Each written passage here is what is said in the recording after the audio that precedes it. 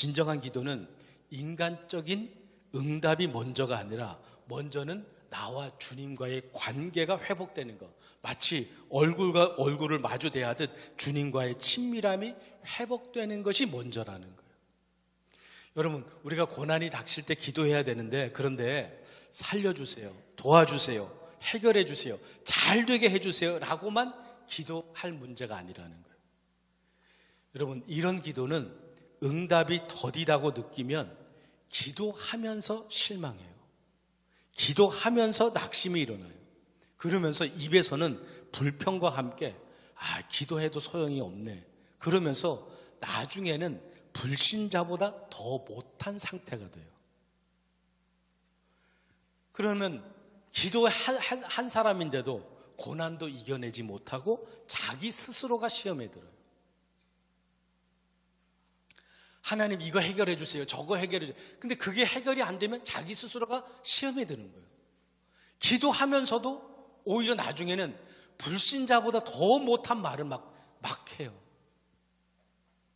결과적으로는 고난도 이겨내지 못하고 스스로 시험 든 자가 되는 거예요.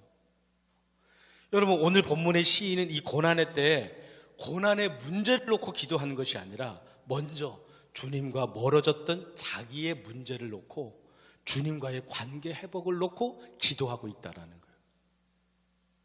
여러분, 그래서 모든 기도에, 우리가 고난의 때 기도의 먼저는 주님과의 관계 회복이에요. 여러분, 마태복음에도 먼저 하나님의 나라, 하나님의 뜻을 구하라고 얘기했잖아요. 우리의 기도 제목의 1순위는 먼저는 하나님과의 관계 회복이에요. 그런데 인간적인 기도 제목이 1순위가 돼버리면 그것에 따라서 내 신앙이 막 요동치는 거예요. 그러다가 응답이 더디다고 느끼면 하나님을 불평해요. 그러다가 나중에는 안 믿는 사람보다 더 못한 말을 거침없이 해요. 그리고 자기 스스로, 기도한 사람인데도 자기 스스로가 시험에 들어요. 이스라엘 학교에서는 선생님이 지적하고 야단을 치면 절대로 고개를 못 숙이게 한대요. 선생님이 야단을 칠 때 학생들은 선생님의 얼굴을 똑바로 쳐다보게끔 그렇게 교육이 돼 있대요. 왜냐? 선생님이 무슨 말을 하고 선생님이 야단치는 이유를 정확하게 알아야 되기 때문에 이스라엘에서는 야단 맞는 학생은 선생님의 눈을 똑바로 쳐다보는 것이 원칙이래요. 그러니까 이 학생은, 이 딸은 학교에서 배운 대로 한 건데 엄마가 막 더 야단이었던 거죠. 여러분, 우리가 여기서 깨달아야 될 중요한 교훈이 있어요. 우리가 위기와 고난이 닥칠 때 더욱더 주님을 선명하게 바라보셔야 된다는 거예요.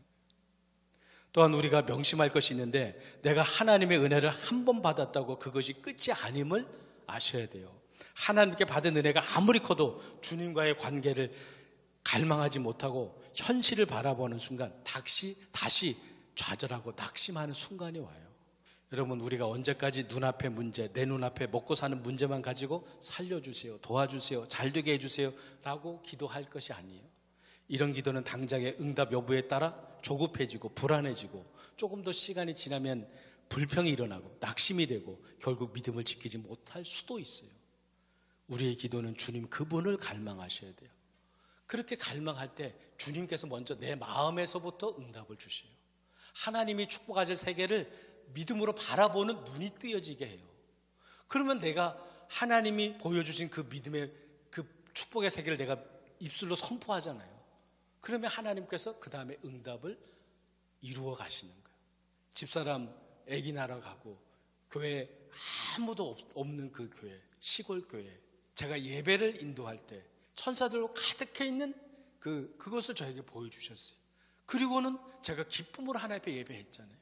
예배를 할 때 그러니까 어느 순간부터 한 사람씩 오더니 어느 날에 12명이 한꺼번에 오는 거예요. 할머니 12명. 오래전에 알프스 산에서 있었던 일이라고 해요. 알프스 산 아래에 작은 마을이 있는데 그 마을에는 자그마한 예배당이 있어요. 알프스 산을 등산하던 등산객이 산장에 묵게 되었는데 마을 아래에 있는 예배당에서 저녁 예배 시간을 알리는 종소리를 듣고는 산장 주인에게 예배당에 갈 수 있도록 안내를 부탁했다고 해요. 잠시 후 등불을 준비한 산장 주인과 함께 칠흑같이 어두운 산속 밤길을 헤치고 예배당에 도착했어요. 당시 그 예배당에는 전기가 들어오지 않아요. 전기가 없는 예배당이에요. 예배당 중간에 노쇠로 된 긴 파이프가 예배당 중간에 걸려 있더래요. 밤중에 예배당에 오는 사람들은 손에 들고 온 그 등불을 그 파이프에다가 거는 거예요. 예배당 중간에 걸려있는 그 파이프에다가 그 등불을 거는 거예요. 그렇게 파이프에 등불을 걸 때마다 예배당은 점점 밝아지는 거죠. 예배 시간이 가까우면서 사람들이 더 모여들수록 캄캄하던 예배당은 더욱더 밝아지는 거예요. 나중에는 파이프에 수십 명의 사람들이 들고 온 수십 개의 등불이 걸려져서 예배당은 아주 환하게 밝아졌어요. 한 사람 한 사람이 모일수록 교회는 점점 밝아져 갔던 거죠. 예배당 안에 있는 사람들은 그 광경에 깊은 감명을 받았다고 해요. 저는 이 이야기가 우리 교회 이야기였으면 좋겠다는 그런 생각이 들었어요.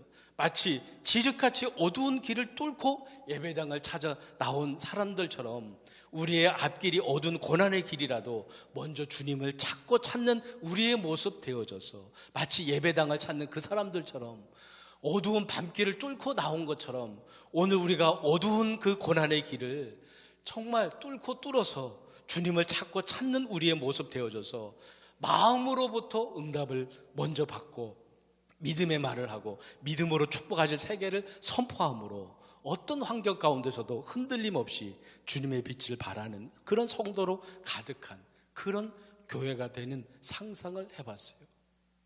여러분, 그래서 오늘이 큰빛 재단에 속한 우리 모든 성도들은 세상의 고난 가운데서 더욱더 주님과 얼굴과 얼굴을 마주 대하듯 주님과의 친밀함을 구함으로 주님과 깊은 교제의 여러분들 되셔서 마음으로부터 응답을 받고 하나님께서 깨닫게 하시는 그 응답을 받고 믿음의 담대한 선포를 하는 또한 입술 되셔서 어떤 고난 가운데도 흔들림 없이 고난을 뚫고 일어서서 주님이 주시는 그 힘으로 최후 승리하는 오늘 여러분들이 다 되시기를 주님의 이름으로 축원합니다.